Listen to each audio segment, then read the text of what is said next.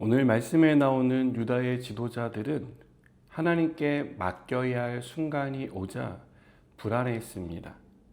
그래서 아수르의 군대를 보며 이 위기를 어떻게 해결할까를 계속 궁리합니다. 그 궁리 끝에 나온 답은 애굽에 가서 원군을 요청하자는 것이었습니다.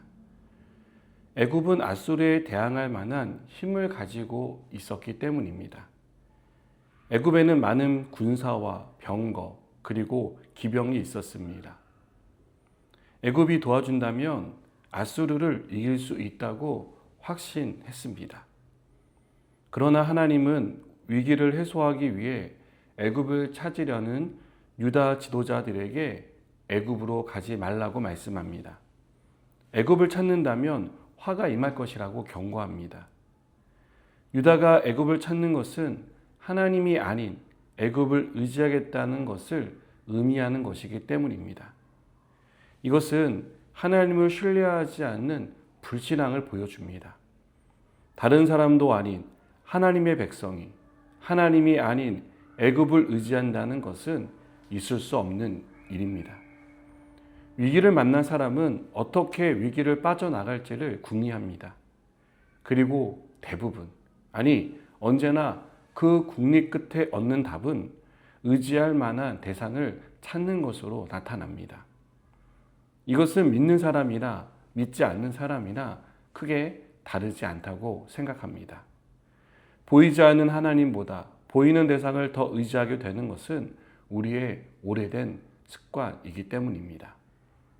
그러나 하나님은 애굽의 도움을 구하러 가는 자에게 화가 있을 것이라고 경고합니다. 하나님보다 더 의지하는 그것을 찾고 구하는 자에게 화가 임할 것이라고 말씀합니다. 저는 하나님께서 이렇게 경고하시는 데에는 크게 두 가지 이유가 있다고 생각합니다. 첫째 이유는 불신앙에 대한 경고입니다.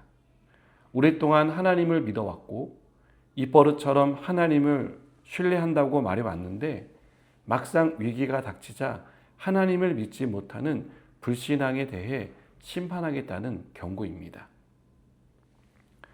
두 번째 이유는 정신을 차리라는 경고라고 생각합니다. 하나님이 멸망이나 심판을 언급하시는 것은 우리가 의지하려고 하는 것이 전혀 의지의 대상이 될 수 없다는 것을 가르쳐 주기 위한 것입니다. 그리고 우리에게 의지가 되는 분은 하나님이심을 기억하라고 하시는 말씀입니다. 우리가 넘어지고 실패하는 이유는 우리 편에 선 사람이 힘이 없고 수가 적기 때문이 아닙니다. 하나님을 찾지 않기 때문입니다. 불신앙은 하나님을 믿지 못하는 것입니다. 하나님을 믿지 못하기에 하나님을 찾지 않게 됩니다. 유다의 운명, 우리의 인생은 애굽의 도움 여부에 달려있지 않습니다. 우리의 상황을 개선해 줄 수 있는 사람이나 물질에 달려있지 않습니다. 하나님께 달려 있습니다. 이것을 아는 것이 지혜라고 생각합니다. 우리의 진짜 도움은 하나님께 있습니다. 그래서 하나님은 애굽이 아닌 하나님을 의지하라고 말씀하시는 것입니다. 하나님은 먹이를 움켜쥔 사자와 날개치는 새의 비유를 통해 하나님의 심판주이심과 구원자이심을 보여주십니다. 이것은 생사화복이 하나님의 손에 있다는 것을 가르쳐 줍니다. 구원은 사람의 손에 있지 않습니다. 오직 하나님께 있습니다. 아수르의 위협 앞에서 당당할 수 있는 힘은 하나님에게서 옵니다. 그래서 하나님은 더 이상 하나님을 거역하지 말고 하나님께로 돌아와 의지하라고 말씀하는 것입니다. 이사야 선지자는 하나님께 돌아가기 위해 해야 할 구체적인 행위로 우상을 제거하는 것을 말합니다. 그렇습니다.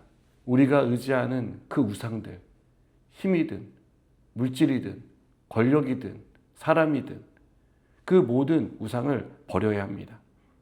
그리고 하나님께 돌아가야 합니다. 하나님만이 우리의 유일한 도움이심을 믿고 하나님을 찾아야 합니다. 오직 하나님만이 우리의 도움이 되십니다. 기도하시겠습니다. 하나님, 나는 무엇을 의지하고 있는지를 돌아봅니다. 하나님 아닌 것을, 의지의 대상으로 삼고 살아왔음을 회개합니다. 이제 다시 하나님께로 돌아가 하나님 의지하며 살아가게 하여 주옵소서. 예수님의 이름으로 기도드립니다. 아멘.